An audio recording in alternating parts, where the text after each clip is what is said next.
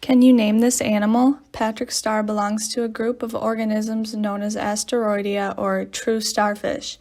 They contain approximately 1,500 marine species and share a common ancestor with brittle stars. They can live up to 35 years because they can regenerate their arms. As larvae, they have bilateral symmetry, but as adults, they have pentaradial symmetry. Sea star anatomy includes a madre porite, or water vascular system, and tube feet for movement and sensory function. Recent trends have noticed a large die-off of sea stars located on the Pacific coast. In 2013, Ian Houston, a microbiologist, identified the sea star-associated densovirus as the microbe responsible for the massive death of sea stars. This is a huge discovery, since the densovirus is the first and only virus discovered in sea stars. At least 20 different species have been affected, and many populations have even disappeared. The first symptom of densovirus, also known as wasting disease, is white lesions that appear on the surface of the starfish, followed by the decay of the tissue surrounding the lesions. This tissue decay leads to the loss of arms and eventual disintegration of the sea star altogether. Possible reasons for the disease rising to epidemic levels include overpopulation of sea stars, environmental changes, and mutation of the virus.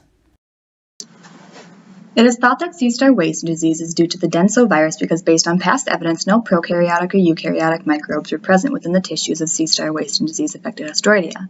A study done by researchers at Cornell University tested how this virus was transmitted and found that sea stars can pass it on to others within close proximity. They took tissues from 6 sea stars and blended them, then sent it through a centrifuge to ensure only virus-sized particles remained. Half of this mixture was heated as a control to kill any active viral particles. Both were injected into separate groups of healthy sea stars. The solid triangles and squares in graph A show that close to 100% of the tissue-injected sea stars were symptomatic within 17 days, and the empty boxes and triangles show that 100% of sea stars treated with heated mixture were asymptomatic. The portion of asymptomatic is on the y-axis, and days since injection is on the x-axis. Graph A and B show how much of the virus was present in 3 kinds of starfish, whether they were symptomatic or not. Both groups had the virus present, but the sea stars showing wasting disease symptoms had higher levels.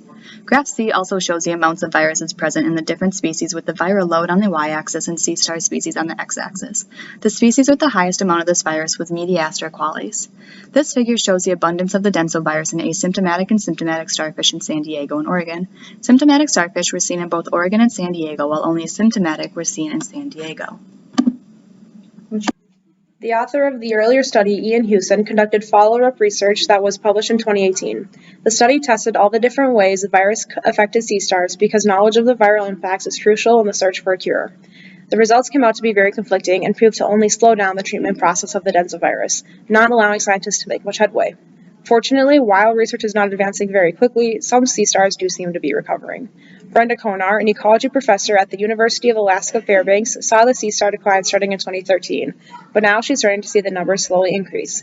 This trend can also be seen in some areas of Washington, Oregon, and Northern California.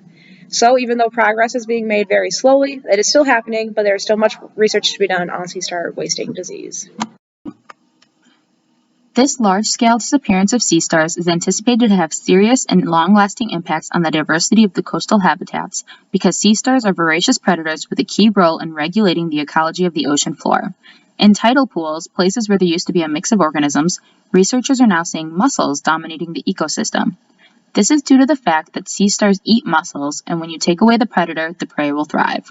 In subtidal zones off the coast of California, scientists are also seeing an increase in sea urchin population, which is connected to the mass death of sea stars. With the sea urchin population increasing, there is a requirement for more kelp to sustain them. This decrease in the amount of kelp in the ocean is worrisome because kelp houses a menagerie of organisms that depend on it for shelter, protection, and food. The impacts of sea star wasting disease on the ecosystem are starting to come into light as the lack of these predators brings out an overpopulation of their prey. Sea stars have a large influence on the distribution and abundance of many other species, so their mass mortality has proven to dramatically affect the diversity of organisms on the ocean floor.